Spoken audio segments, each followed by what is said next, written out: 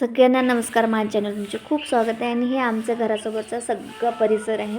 आणि आमची सकाळची कामं चालू होती. आणि सकाळची कामं म्हणजे बाहेरची झाडझूड, घरातली कामं. हे आमच्या ताई घराची साफसफाई करत होत्या अंगणातली, आणि मला होती घरातली कामं. तर मग मी घरात गेले, आणि घरात आमच्या मुलांचं काही असं चालू होतं. अभ्यास कमी आणि गप्पाच जास्त चालू असतात. त्यांची वायफळ गडबड चालू असते, बडबड बडबड. आणि त्यासोबत मी थोडी बडबड करत असते. तर आमच्या 2 मिनिटं झाले ना, 8 वाजले. शाळेत, आणि 8 वाजले म्हणजे 9 वाजता शाळा होती, आणि 8 वाजले तर तो उठत नव्हता. मला अभ्यास कधी करायचा आणि शाळेत कधी जायचं राहिलेला. तर ते म्हणत होता मला आज पप्पा सोडवायला पाहिजे, पण पप्पा काही आज घरी नव्हते. त्यामुळे आज त्याला सोडण्याची वेळ माझी होती.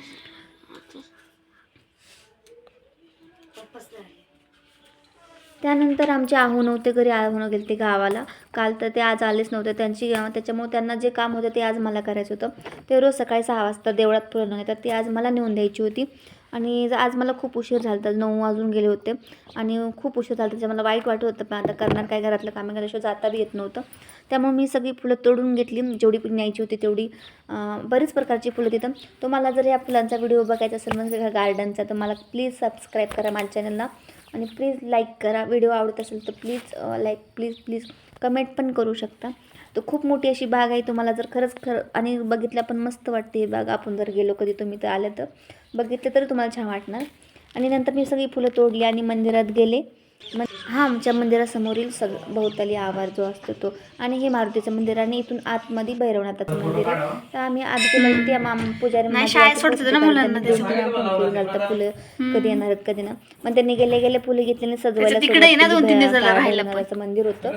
तर ते देवांना सजवलं, जोगेश्वरी माता. तर मस्त सजवलं होतं. आणि हे मंदिर बघितलं की मला माझ्या माहेरची आठवण येते, कारण माझ्या माहेरातलं सेम असंच मंदिर आहे. आणि मला असं वाटतं त्यामुळे कदाचित तिथं बी असं मंदिर असेल की मला माझ्या माहेरात आल्यासारखं वाटावं म्हणून. तर माझं माहेर आहे परभणी, गौर गावामध्ये.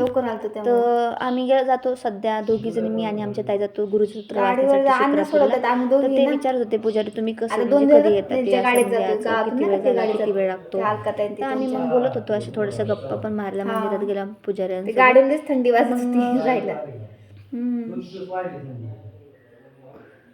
नंतर दर्शन घेतलं, छानपैकी दर्शन झालं आणि बाहेर आले. बाहेर म्हणजे मंदिराचा बाहेरचा परिसर आहे. आणि इथं पण मस्त, इथं मग सेम माझ्या माहेरात जसं महादेवाचं मंदिर आहे तसं सेम महादेवाचं मंदिर इथं पण आहे. आणि त्याच्यामुळे मला हे मंदिर खूप आवडतं.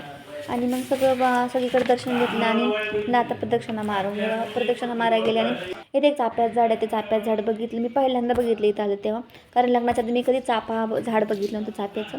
आणि हे बघितलं, मला मस्त वाटते चाफ्याचं झाड बघून. बघ किती मस्त दिसायला पण दिसतं. आणि मी जे फुलं आणले होते त्यांनी सजवलेलं देवाचे फोटो मी शेवटी टाकलेला आहे. आणि माझ्या चॅनलला प्लीज सबस्क्राईब करा, प्लीज. भेटूया पुन्हा, तोपर्यंत बाय बाय.